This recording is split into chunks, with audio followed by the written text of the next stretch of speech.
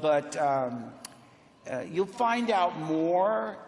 I don't think anyone will ever say, that's exactly what I wanted. And I better be careful, by the way, because for 7, I said, in front of a crowd like you, I said, no matter what we do, there, you know, it's going to be, we can't please everyone. The headline out of that speech, Star Wars 7 bound to disappoint, says Mark Hamill. You know, because when I sat down to read it, you should have seen me. What's the very first words in the crawl? Luke Skywalker has vanished. I said, oh, this is going to be good. I'm reading. I'm making notes every time everyone says, you know, Skywalker must be stopped, page 34. The sword of Skywalker is powerful, page 77. So I have this long list, and, you know, I'll tell you where I thought I came in the forest, when the lightsaber goes like this and flies off. I said, oh, what a great entrance. Ah! Rey caught it? She hasn't even been to Dagobah for training. What I want to do, when I was a kid, you know, I had a little tape recorder. I would tape, you know, I love the sound of people's accents. Bela Lugosi. I never drink wine. You know, I thought, where's this guy from? Why does he talk like that? Hearing the Beatles dialects, I love the sound of it all. And so I would be practicing, and my mom would say things like, well, yes, honey, that is a very good Elmer Fudd impression, but it's not going to help you later in life with your profession. I haven't played Saga number 1, The Star Wars. I said, wait a minute. Was I Luke? No. I was, because, you know, Harrison to me was a leading man guy. You know, he was, I don't know how old he was, 35 or something. So I said, oh, I'm his sidekick.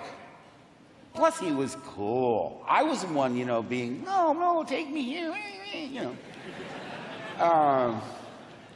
Stamping my feet, I want to go to Aqualite. And he said, you know, whatever. So I thought he was the lead. Who wouldn't? That's a leading man. Conceptual art where Luke's, you know, in scuba gear with, you know, with Daisy's character. What's her name? Rey. Listen, you guys, I haven't seen it in a long time. What's her last name? Oh, it's a trick question. I don't know. Thank you. It's a trap. Working with you. Very clever. Because that'll happen to me. You know, I'll get bewildered and blurt out inadvertent spoilers. It's earned its R rating. I mean, they really did it like the book, and I can only tell, kids will come up to me and say, oh, I'm so excited for The Killing Joke. I said, don't you watch that? Yes.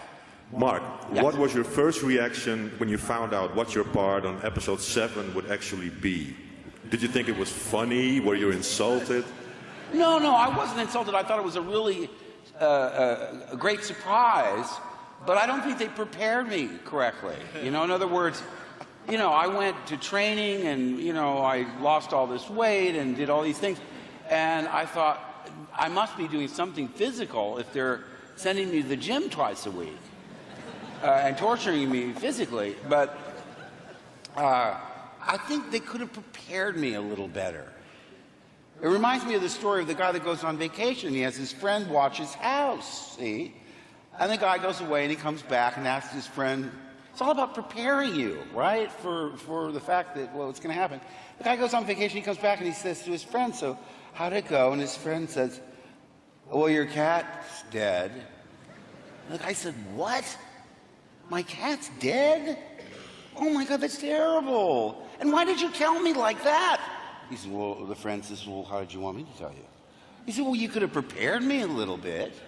You know, you could have said that your cat was playing on the roof, and you could say he saw a bird and he scampered across the roof and he took a misstep and he fell to the ground, and unfortunately, he didn't make it. Something like that.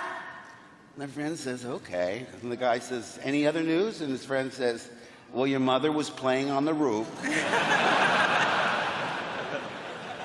Now, I tell that because it's funny, because it's about cats dying.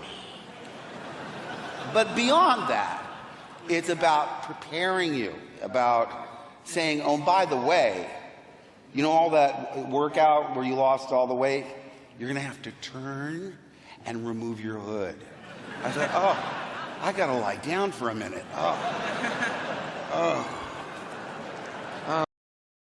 Well, Luke's not my favorite character. I remember reading the original script and thinking, who's this Han Solo guy? He's got the snappy dialogue. He's a tough guy. He's sparring with the princess. And, you know, this guy's going, go, leave it, follow this, you know.